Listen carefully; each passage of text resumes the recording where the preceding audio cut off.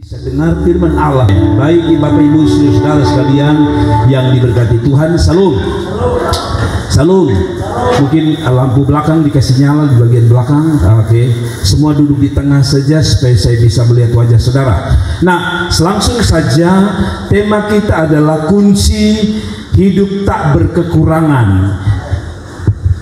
Tema kita adalah kunci hidup tak berkekurangan. Selalu ada cukup berkat untuk kita makan, kita minum, kita pakai. Saudara-saudaraku yang diberkati Tuhan, saya tidak akan menyampaikan terlalu lama, tetapi ada 6 poin hidup kita atau kunci agar hidup berkecukupan dan tak berkekurangan. Selalu cukup. Ya saudara-saudara, baik itu hidup semasa saudara masih muda sekarang, saudara harus mulai tangkap rahasia ini, mulai praktekkan dari sekarang, sehingga nanti saudara tua, saudara menikah, hidup saudara tidak akan berkekurangan, tetapi hidup akan selalu cukup. Yang setuju katakan amin. Nah, apa rahasianya Bapak Gembala? Ini rahasianya, 6 kunci untuk kita melihat hidup kita ini selalu berkecukupan dan tak berkekurangan. Saya tidak bilang kita jadi kaya, saya tidak bilang kita jadi hebat, tapi minimal saya percaya makan, minum, pakai itu selalu cukup. Yang setuju katakan amin. Apa yang saya khotbahkan ini bukan sekedar teori, tapi ini merupakan pengalaman-pengalaman kami dalam pelayanan pengembalaan. Selalu Tuhan kasih kami berkat yang cukup. Kami tidak pernah kekurangan, apalagi lapar. Jadi saudara yang mau jadi hamba Tuhan, 6 kunci ini agar hidup kita berkecukupan dan tak berkekurangan. Anak-anak muda, kalau engkau mau hidupmu tak berkekurangan, orang tuamu hidup tak berkekurangan, bilang sama papamu, bilang sama mamamu, ini kunci agar hidup kita tak berkekurangan, alias hidup selalu cukup. Katakan amin. Nah, apa saja kuncinya? Langsung saja. Yang pertama, kata kunci yang saudara akan simpan di sini adalah setia. Bilang setia. Yang setia yang pertama adalah setia memberi. Kalau saudara mau hidupmu diberkati, hidupmu selalu cukup, kita yang harus belajar memberi lebih dulu. Jadi memberi, setia memberi adalah kunci pertama Anda melihat Tuhan selalu mencukupi kebutuhan. Amsal 11 ayat 24-25. Coba kita baca. Amsal 11 ayat 24-25 berkata begini. Ada yang menyebar harta, perhatikan baik-baik Alkitab, tetapi apa? Bertambah kaya. Maksudnya menyebar harta ini selalu memberi, tapi dia bukan tambah miskin, dikatakan dia bertambah apa? Kaya. Ada yang menghemat secara luar biasa. Orang Kupang bilang kakek, kikir bahasa Indonesianya. Kakek, kikir, kanik batu. Nah, namun selalu apa? Berkekurangan. Ayat 25. Siapa banyak memberi berkat, diberi kelimpahan. Siapa memberi minum, ia sendiri akan diberi minum. Saudara-saudara lihat ini, dia bilang begini, ada 2 manusia, satu ini dia kasih, tapi dia tidak berkekurangan, tambah berlimpah. Ada yang kakek tahan, tidak mau kasih berkat, tidak mau memberi. Apa yang bunyi ini? Tidak memberi, tetapi berkekurangan. Saya berharap ini jangan kasih mati supaya cepat, jangan mengganggu saya. Jadi saudara, ada yang dikatakan apa? Menyebar harta, tetapi apa? Tetap berkekurangan. Sedangkan ada yang memberi. Jadi biar mereka urus, kita lihat firman saja. Saudara lihat, ada yang menyebar harta tapi apa? Bertambah kaya. Ada yang menghemat secara luar biasa tapi apa? Susah, kekurangan. Jadi saya mau bilang sama saudara, belajar memberi. Bilang, belajar memberi. Saya sudah lihat orang yang memberi tidak pernah berkekurangan. Saya belajar dari salah satu kakak saya ya. Dia dulu kerja di Bank NTT. Setiap Natal itu dia punya amplop-amplop persembahan yang sudah dikasih untuk beberapa orang susah, baik di kota Kupang sampai ke pelosok desa. Saya lihat dari dia masih muda, dia memberi. Dan hari ini saya lihat anak-anaknya luar biasa ya. 2 di bank ya. 2 di bank, betul, 2 di bank. Satu di Bank Sinarmas, satu di Bank Mandiri, satu di kantor gubernur, dan satu di kantor yang gajinya luar biasa. Mereka tidak berkekurangan, bahkan dia punya tanah di mana-mana. Saya tidak bilang bahwa kita beri supaya kita dapat berkat, tapi maksud saya gini, saya belum pernah lihat orang memberi lalu berkekurangan. Jadi saudara, memberi itu tidak harus tunggu saudara punya kekayaan. Ya, itu sebabnya saya ajak ibu gembala, saya bilang, biar kita bikin nasi goreng, kita makan sama-sama, tapi kita belajar memberi. Saya bukan pendeta yang kaya luar biasa, tapi saya belajar memberi. Ya, walaupun mungkin pemberian itu bagi beberapa orang hanya nasi goreng, hanya kita makan sama-sama. Bagi saya sudah belajar memberi, dan saya belum pernah kekurangan sampai hari ini. Selalu ada cukup berkat. Saudara mau tanya istri saya, tanya anak-anak saya, memang mungkin turun sedikit, tapi bilang berkekurangan apalagi lapar tidak pernah. Belajar memberi. Ya, jadi saudara-saudara belajar memberi. Saya coba saudara tanya orang-orang yang memberi, belum pernah mereka kekurangan, ya, selalu memberi. Kadang-kadang saya ketemu orang-orang di susah di jalan, mungkin tidak banyak, saya turun 50.000, 15.000, 20.000, kasih orang susah di jalan, ya. Rasanya orang itu saya tidak ketemu lagi, dan dia tidak pernah datang bilang terima kasih, oh suka kasih beta-beta, tidak perlu. Tapi Bapa di surga tidak pernah buta, dia selalu memberi yang terbaik. Kasih tepuk tangan untuk Tuhan. Jadi dari masa muda ini belajar memberi, ya. Kalau ada orang susah, beri, ya. Saya percaya Tuhan bilang yang kasih tidak pernah berkekurangan, yang beri tidak pernah berkekurangan. Saya perhatikan sumur saya di belakang. Sumur kami ini aneh. Saya sudah tanda, dia ada biasanya kalau dia penuh di garis mana saya selalu tanda. Dan ketika ibu-ibu sedot, ambil untuk cuci piring, ambil untuk mandi, saya perhatikan sumur itu lucu. Hujan mau banyak, hujan mau sedikit, dia mentok misalnya sampai di garis sini, dia tetap di sini. Kami ambil, dia kurang sedikit saja. Tapi saudara tahu, sumur itu kembali pada titik itu. Hujan deras, dia tetap di situ. Saya pikir luar biasa, alam saja memberi kita pelajaran. Sumur kalau dia tidak kasih keluar, dia tetap di situ. Bayangkan. Waktu kita sedot keluar, dia tetap di situ lagi. Nanti 1-2 jam kembali, dia kembali ke garis itu. Saya pikir sumur saja ketika dia memberi untuk tuannya mandi, masak, alam memberi dia tambahan. Waktu saudara belajar memberi, Tuhan akan memberkati saudara. Kasih tepuk tangan untuk Tuhan. Yang kedua, saya tidak lama, saya tidak kemana-mana. Yang kedua, Alkitab bilang setia mengembalikan perpuluhan. Perpuluhan itu begini, kalau saudara dapat 100.000, kasih kembali berapa? 10.000. Kalau dapat 2 juta, kembali berapa? 200.000. Kalau Anda dapat 2 miliar, kembali berapa? 200 juta. Saudara bisa kembalikan 200 juta? Belum, Bapak kopi belum dapat, kembalikan. Oke, yang penting saudara tahu itu perpuluhan. Perpuluhan ini saya mau jelaskan begini, tapi kita baca dulu ya. Maleakhi 3 ayat 10. Saudara perhatikan, Maleakhi 3 ayat 10. Bawalah seluruh persembahan persepuluhanmu itu ke dalam rumah perbendaharaan supaya apa? Ada persediaan makanan rumahku, dan ujilah aku firman Tuhan semesta alam, apakah aku tidak membuka bagimu apa? Tingkap-tingkap langit dan mencurahkan apa?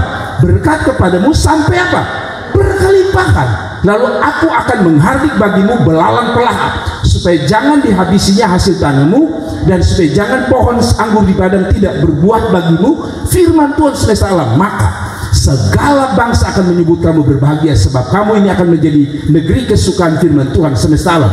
Jadi dia bilang kalau engkau kasih perpuluhan, Tuhan akan buka tingkap untuk memberkati saudara.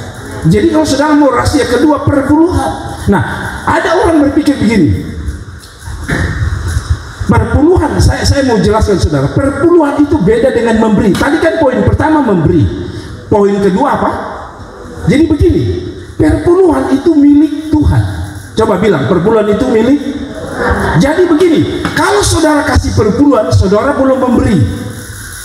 Kok begitu Bapak bilang? Iya, karena perpuluhan itu milik siapa? Kalau milik Tuhan itu memberi atau mengembalikan? Nah, kalau saudara baru kasih perpuluhan, berarti Anda belum memberi. Padahal tadi dia bilang selain perpuluhan memberi. Mengerti ya? Jadi kalau saudara kasih kembali perpuluhan, saudara baru kembalikan milik Tuhan, tapi saudara belum memberi. Jadi kalau saudara mau diberkati oleh Tuhan, dua-dua, memberi lalu perpuluhan juga dikembalikan. Ada orang bilang begini, makanya saya tidak setuju kalau ada orang bilang bahwa perpuluhan itu memberi. Sehingga kalau ada perpuluhan 200 juta dia bangga sekali, saya kasih dia 200 juta. Salah. Perpuluhan itu milik Tuhan. Kan itu benih dari Tuhan.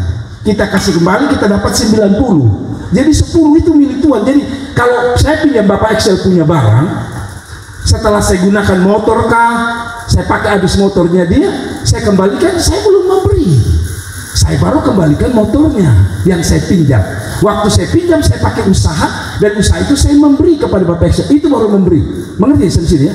Jadi perpuluhan itu mengembalikan. Waktu saudara memberi persepuluhan lalu bilang gini, kan besok kasih persepuluhan, jadi besok perlu kasih persembahan atau berkat kepada orang lain. Salah. Perpuluhan itu milik Tuhan. Waktu saudara kembalikan, Tuhan memberkati. Tapi dia bilang tadi, Amsal bilang, kalau engkau memberi, aku juga beri. Mengerti ya? Jadi perpuluhan artinya mengembalikan. Tapi memberi itu dari kita. Jadi waktu saudara kasih perpuluhan, yang saudara senangkan siapa? Tuhan. Waktu saudara memberi, saudara senangkan manusia. Tapi Tuhan yang melihat Anda memberi, Tuhan memberkati Anda. Mengerti sampai di sini? Sampai di sini Anda mengerti perpuluhan? Bedanya perpuluhan dengan memberi. Jadi kalau kasih perpuluhan belum memberi. Jadi kalau begitu habis kasih perpuluhan memberi lagi. Nah, ada orang ambil pemberian itu dari perpuluhannya. Salah. Perpuluhan itu milik Tuhan. Lalu bagaimana saya bisa memberi? Ambil dari yang tadi. Misalnya saudara dapat 1 juta, 100 ribu kasih punya Tuhan, tidak boleh ganggu itu.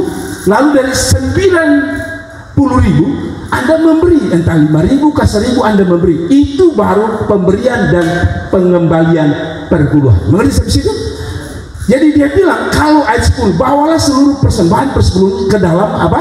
Rumah perbedaan, supaya ada persediaan makanan rumahku. Jadi selalu ada cukup kalau Anda mengembalikan 1/10. Dan bahkan banyak orang bersaksi, Bapak, saya setia perpuluhan, Tuhan selalu mencukupi, bahkan lebih dari sekedar cukup. Jadi mengerti sampai sini ya? Yang ketiga, supaya jangan lama-lama. Yang ketiga, Alkitab bilang, kalau engkau mau hidupmu selalu berkecukupan, selalu ada makan, selalu ada minum, selalu ada pakai, tidak kekurangan. Yang ketiga, setia beribadah. Keluaran pasal 23 ayat yang ke-25. Tetapi kamu harus beribadah kepada Tuhan Allahmu, maka Ia akan memberkati roti makananmu dan air minumanmu, dan aku akan menjauhkan penyakit dari tengahmu. Jadi dia kasih roti, kasih minum kalau apa? Setia beribadah kepada Tuhan. Jadi saudara yang datang di sini jangan pikir sia-sia saya buang waktu 2 jam, ya 2,5 jam, 1,5 jam. Mungkin kelihatannya sia-sia.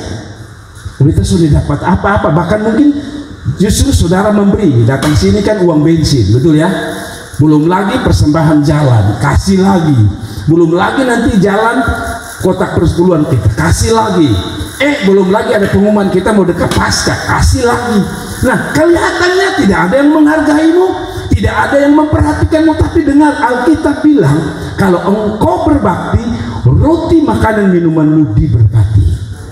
Jadi cukup, tidak akan ada kekurangan. Jadi kalau ada orang berkekurangan, saya selalu bilang, perhatikan 1, 2, 3 tadi. Kalau ini ada lalu Anda masih berkekurangan, tunggu. Mungkin Anda perlu tunggu waktu Tuhan. Tapi kalau sampai tidak, Anda perlu koreksi. Kemungkinan Anda bukan 1/10, tapi 1/9 atau 1/9,5. Mengerti maksudnya? Jadi ketiga beribadah, ibadah itu menyenangkan Tuhan, tapi ibadah itu memberkati diri saudara sendiri. Karena dia bilang, betul ya? Yang keempat, supaya jangan lama-lama. Yang ketiga, rahasia untuk hidup berkecukupan. Anda dan masih muda mulai praktek sekarang, memberi, kasih kembali persepuluhan, setia beribadah. Kelak nanti saudara lihat bagaimana Tuhan memeliharamu, baik sekarang dan nanti. Tapi yang keempat adalah setia taat kepada Tuhan. Yang setuju katakan amin. Mari kita baca ayatnya, Ulangan 11 ayat 26. Lihatlah, aku memperhadapkan kepadamu apa? Berkat dan kutuk. Saya tanya saudara pilih mana? Berkat atau kutuk? Pasti berkat dong. Nah, bagaimana supaya kita dapat berkat? Alkitab yang bilang ayat 27, berkat apabila, perhatikan, apabila. Jadi kalau kata apabila itu artinya syaratnya. Jadi kalau Anda mau dapat berkat di ayat 26, syaratnya di dalam ayat 27, berkat apabila kamu mendengarkan perintah Tuhan Allahmu yang kusampaikan kepadamu pada hari ini. Jadi dengar artinya taat. Lalu ayat 28 bilang, dan kutuk jika kamu tidak mendengarkan perintah Tuhan Allahmu dan menyimpang dari jalan yang kuperintahkan kepadamu pada hari ini dengan mengikuti Allah lain yang tidak kamu kenal. Jadi saudara lihat, bukan saya yang bilang, dia bilang berkat apabila kamu apa? Dengar suara Tuhan dan taat.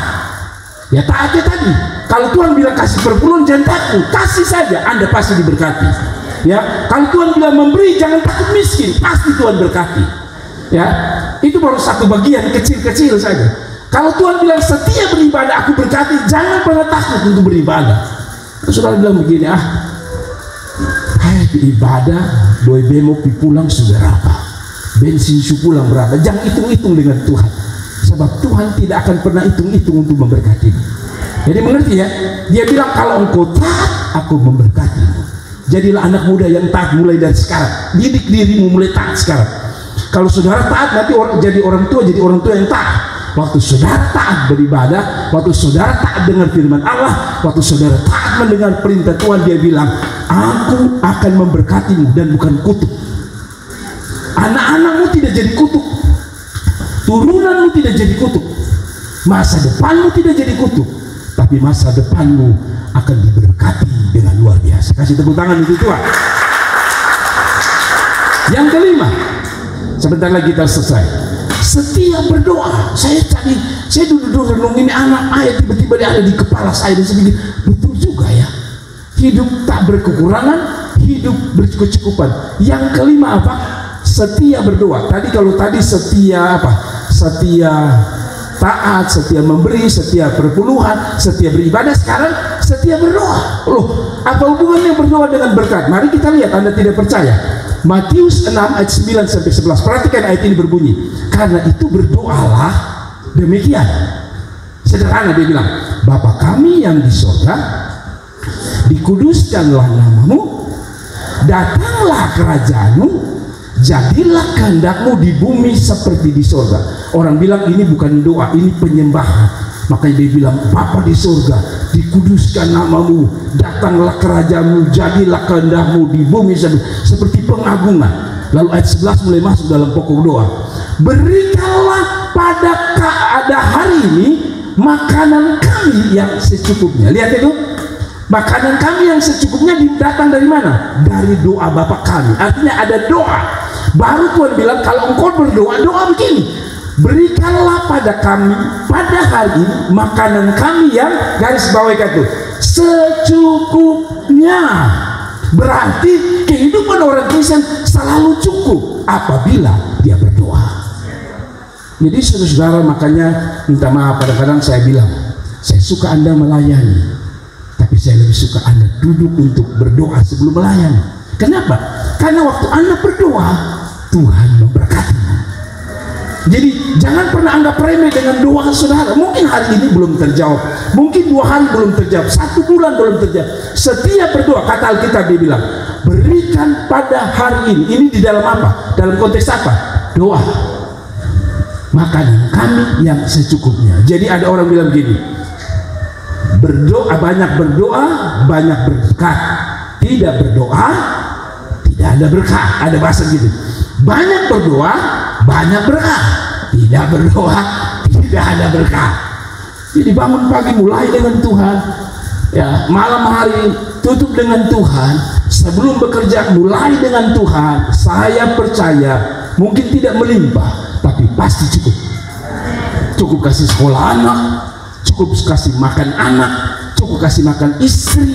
Nah itu sebabnya yang muda-muda, yang seumur 28 ke atas mulai berdoa sudah dan mulai belajar memberi setiap ibadah, lalu berdoa supaya nanti kalau kawin jangan orang bilang lu mau kasih makan orang buana apa. Bilang sama dia, saya setia beribadah, saya akan kasih makan dia makanan bukan batu. Amin. Jadi kalau sudah mulai umur 28 sampai yang 28, mulailah berdoa supaya kalau Tuhan kasih saya nikah, pasangan yang selalu kasih makan anak istri cukup. Dan cara untuk bisa kasih makan anak cukup, dia bilang berdoa. Itu yang keberapa? Yang keberapa? 5. Dan yang terakhir, di sini kita mau bimete masalahnya. Yang terakhir, setia kerja keras dan tidak malas. Bilang, setia kerja keras dan tidak malas. Papa Pendeta, saya sudah kasih perpuluhan, saya sudah memberi, saya sudah taat beribadah, saya sudah taat dengan firman Tuhan, saya sudah berdoa, kok masih kekurangan? Nah, ini yang terakhir. Setia untuk bekerja keras dan tidak malas. 2 Tesalonika 3:10. Coba saudara dengar, 2 Tesalonika 3:10. Sebab juga waktu kami berada di antara kamu, kami memberi peringatan kepada kamu, jika seorang tidak mau bekerja, janganlah ia makan. Itu Alkitab yang bilang, orang malas tidak akan diberkati, orang malas tidak akan tercukupi kebutuhannya. Orang harus kerja keras, karena dia bilang orang yang tidak bekerja janganlah ia makan. Ini Alkitab yang bilang keras. Lalu ayat 11, kami katakan ini karena kami dengar bahwa ada orang yang tidak tertib hidupnya dan tidak apa? Bekerja, melainkan sibuk dengan hal-hal yang tak berguna, main game. Ini kerja. Ini nonton TV siang malam. Korea. Alkitab bilang kerja. Amin. Kerja baru bisa makan. Orang yang rajin yang akan bisa lihat berkat Tuhan. Coba saudara tidak pergi mengajar, kakak tidak pergi mengajar, dapat gaji tidak? Bukan dapat gaji lain, dapat pecah. Ya, Bapak Excel pagi-pagi bangun jam berapa untuk jual ikan? Jam 6 paling lama ya, kadang-kadang bisa jam 4 ya. Jam 4 pergi ambil beku rampas ikan, sebab terlambat sedikit di atas jam itu sudah habis. Kalaupun Anda dapat semahal, kerja keras,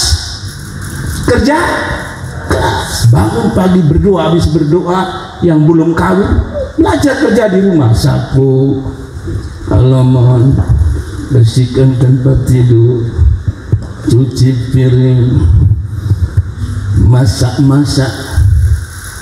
supaya nanti jadi ibu rumah tangga. Bapak bilang, "Ma, kita mau makan enak." Bukan, saya dari kecil sudah tahu masak.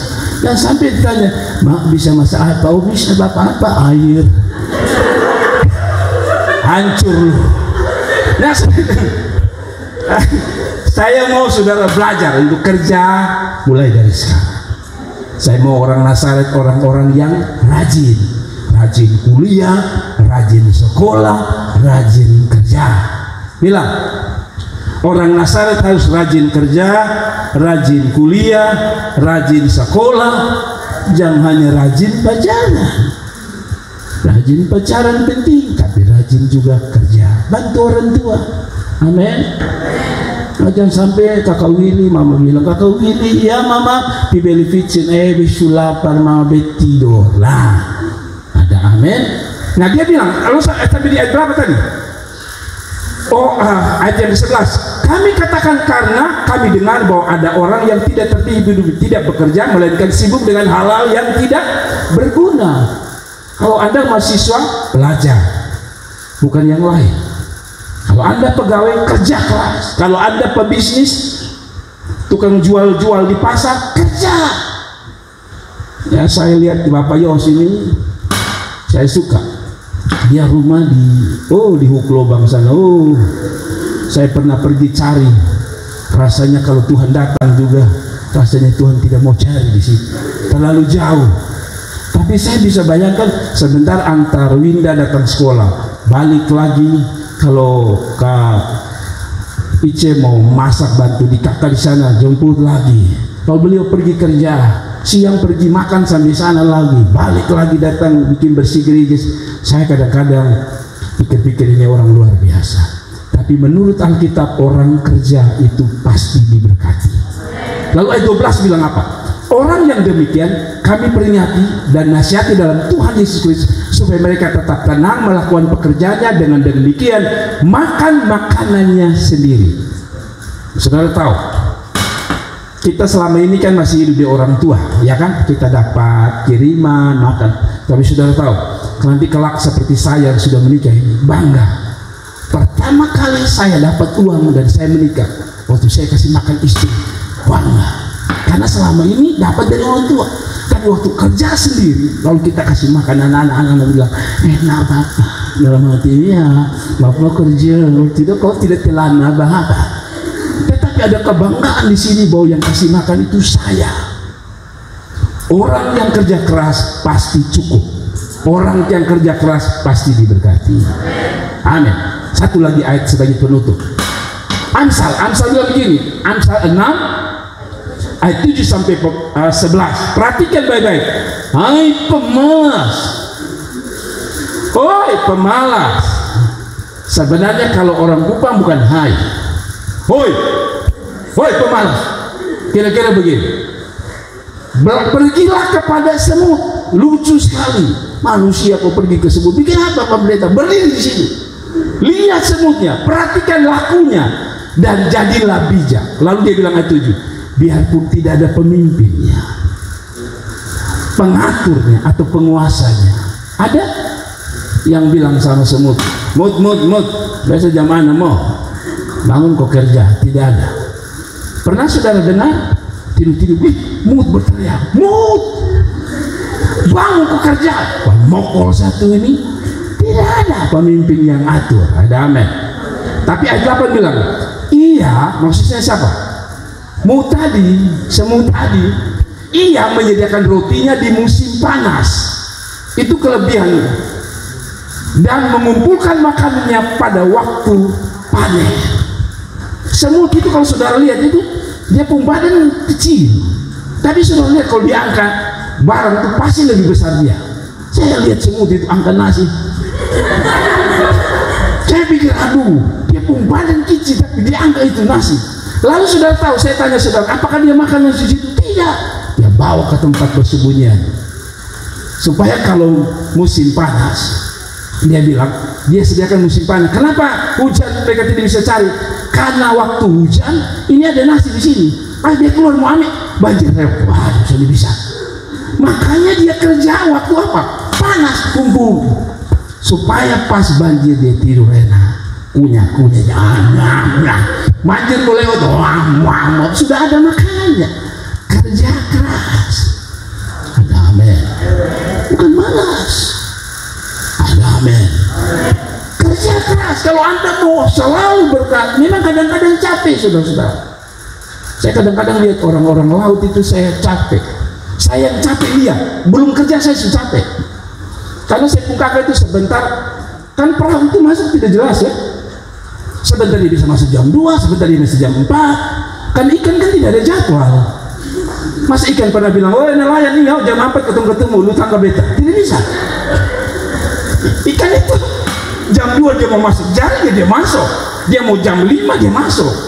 Dan mereka tidak kenal waktu. Dan saya punya kakak itu kadang-kadang mereka pelayanan dari sore. Saudara sampai di rumah itu kan sudah jam 2:30, tidak tidur lagi, tunggu sudah sampai jam 4 langsung kerja.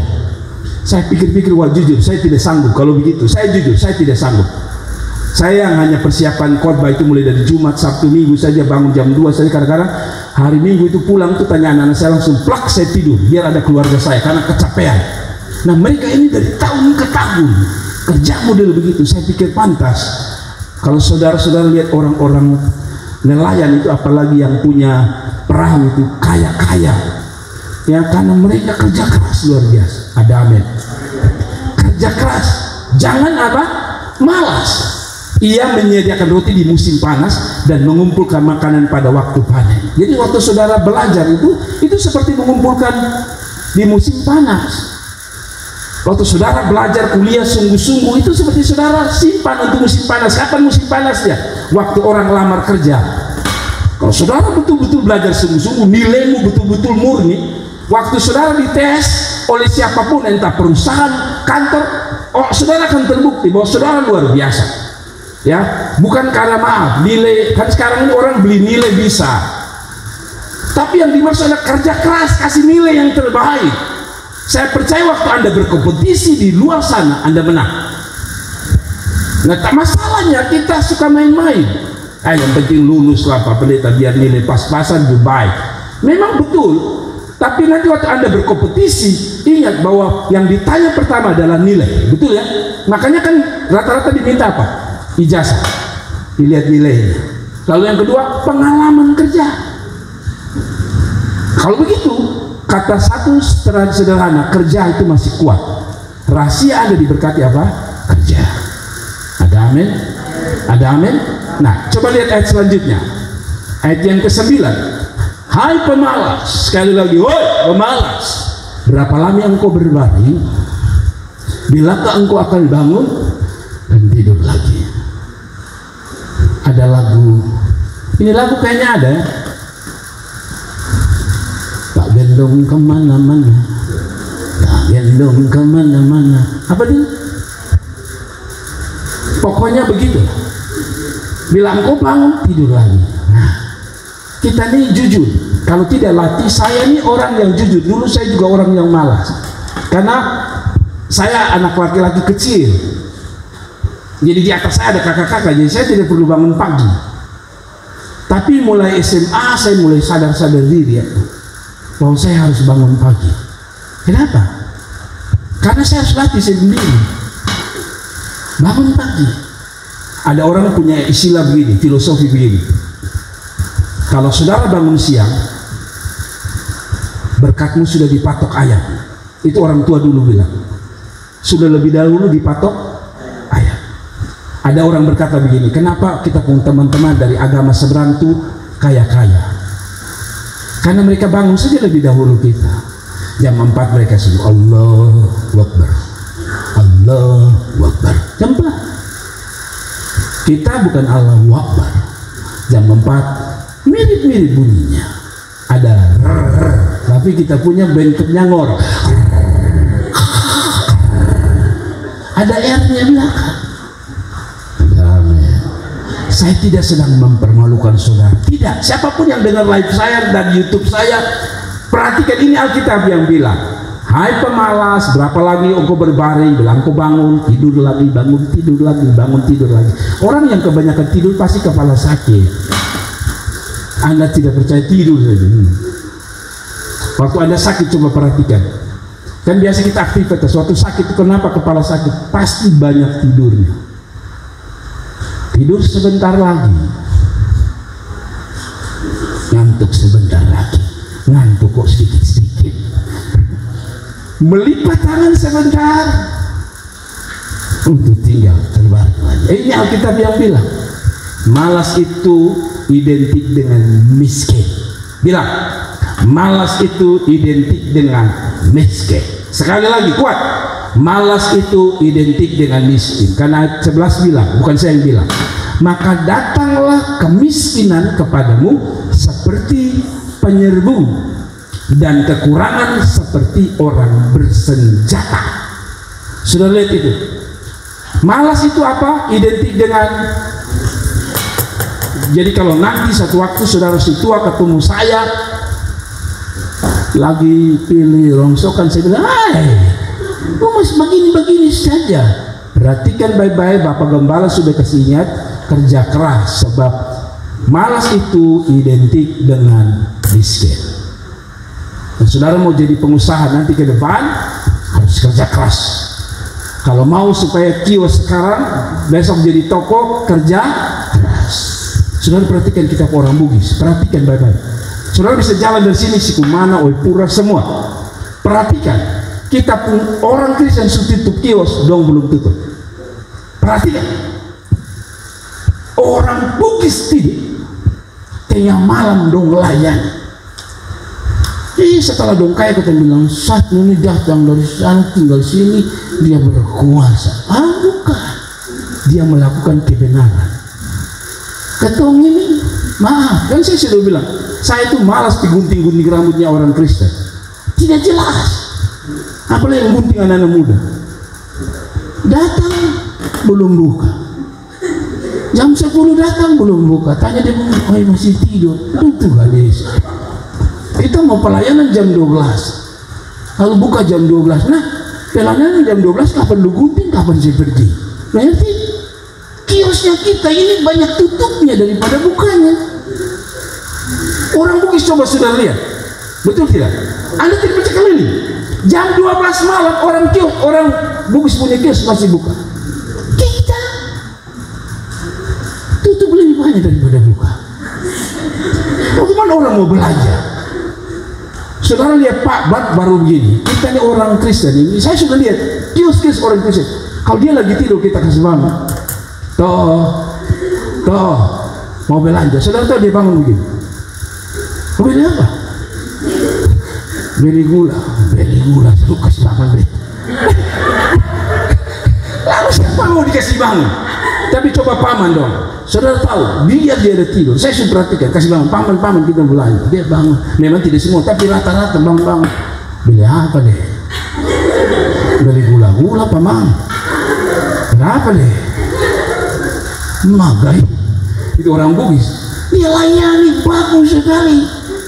Nah, kita tidak.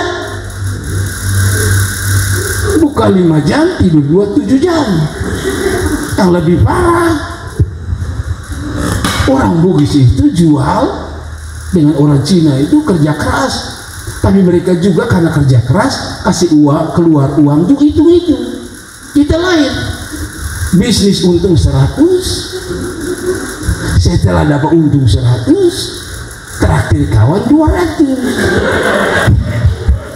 Ya kacau, kita orang Kupang ini kacau, berat. Betul kan? Kenapa gak gitu? Gimana? Padahal yang dia untung 100. Nah, tadi saya bilang salah satu kunci adalah memberi, tapi tidak memberi bodoh-bodoh. Amin. Yang ketemu nona makan puji. Mana sih? Saya berbalik. Padahal dia dapat dari ibu mama, kurang ajar satu. Jangan terlalu makan puji. Dia laki-laki kalau terlalu makan puji bilang sama dia ini sampai beresin. Ya. Jadi kalau saudara untung 50, aja kawan tidak apa-apa. Kawan dia untung 50, mau potong makan 25, so jangan ambil beda itu. Itu baru benar. Jadi intinya begini, kerja keras adalah kunci diberkati oleh Tuhan. Amin. Kunci diberkati adalah kerja keras. Ya kakak ini, walaupun masih kecil-kecil bangun pagi, mama kasih bangun jangan apa mama, bantu mama. Oh iya mama. Saya punya guru, dia bertobat dari malas. Dia tinggal dulu, dia jadi dulu orang-orang kampung, maaf, dari Sabu, Rote, orang tua kami dulu itu mereka tidak ada keluarga yang punya rumah jelas. Jadi mereka datang tinggal di Tooti itu semua, dan mereka harus bangun pagi. Satu waktu saya pun guru yang cerita, akhirnya dia jadi guru pintar. Ya, kalau saudara tahu bahwa dia juga akhirnya jadi cukup orang terkenal di Rote, Bapak Henuk, itu guru saya. Saya lupa terakhir jabatan, katanya sudah meninggal. Orangnya pendek, tapi otaknya tinggi.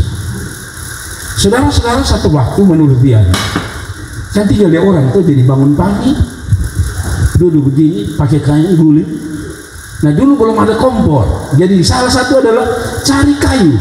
Jadi mereka tidak sempat belajar cari kayu untuk pengampu. Dulu istilahnya pengampu, tempat mereka tinggal.